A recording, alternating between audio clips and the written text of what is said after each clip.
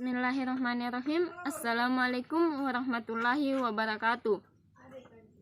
Pengertian ragam bahasa. Ragam bahasa adalah variasi bahasa menurut pemakaian yang berbeda-beda menurut topik yang dibicarakan, menurut hubungan pembicara, kawan bicara, orang yang dibicarakan. Adapun ciri-ciri ragam bahasa. Ragam dialek, contohnya gue udah baca itu buku. Ragam terpelajar, contohnya saya sudah baca buku itu. Ragam resmi, contohnya saya sudah membaca buku itu. Dan ragam tidak resmi, contohnya saya sudah baca buku itu. Penyebab terjadinya ragam bahasa. Ragam bahasa timbul seiring dengan timbulnya perubahan di dalam masyarakat. Perubahan itu berupa variasi-variasi bahasa yang disampaikan sesuai keperluan. Adapun beberapa faktor sebagai penyebab timbulnya ragam bahasa yang ada di Indonesia. Faktor budaya. Setiap orang mempunyai perbedaan kultur atau daerah hidup yang berbeda seperti wilayah Jawa dan Papua serta beberapa wilayah Indonesia lainnya. Faktor sejarah. Setiap daerah mempunyai kebiasaan, adat istiadat dan bahasa nenek moyang sendiri-sendiri dan beberapa antara daerah satu dan yang lain. Faktor perbedaan demografi. Setiap daerah memiliki dataran yang berbeda seperti wilayah di daerah pantai, pegunungan yang biasanya cenderung menggunakan bahasa yang singkat, jelas dan intonasi volume suara besar dan tinggi. Ragam bahasa dilihat dari cara komunikasi.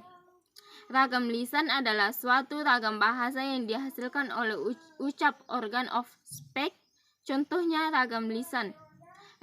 Ragam bahasa cakap, ragam bahasa pidato, ragam bahasa kuliah, dan ragam bahasa panggung. Ciri-ciri ragam bahasa lisan. Memerlukan kehadiran orang lain. Unsur gramatika tidak dinyatakan secara lengkap. Terikat ruang dan waktu.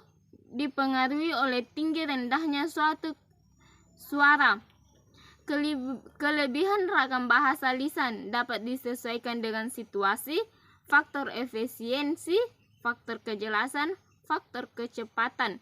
Lebih bebas bentuknya karena faktor situasi yang memperjelas pengertian bahasa yang diturunkan oleh penutur.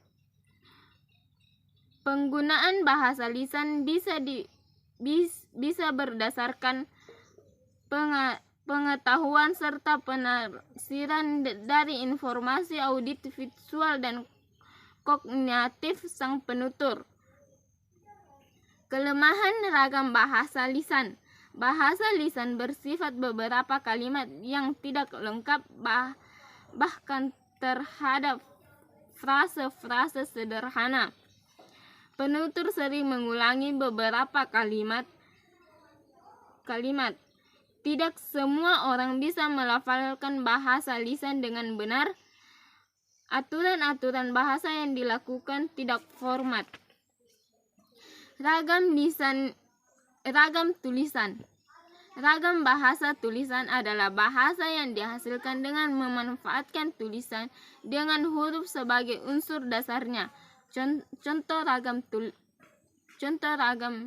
tulisan.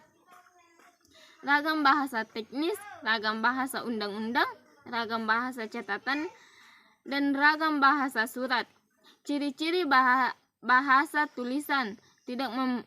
Tidak memerlukan kehadiran orang lain, adanya unsur gramatika, hubungan antara unsur-unsur bahasa dalam suatu yang lebih besar, yang dinyatakan secara lengkap, tidak terikat oleh ruang dan waktu, dipengaruhi oleh tanda baca dan ejaan.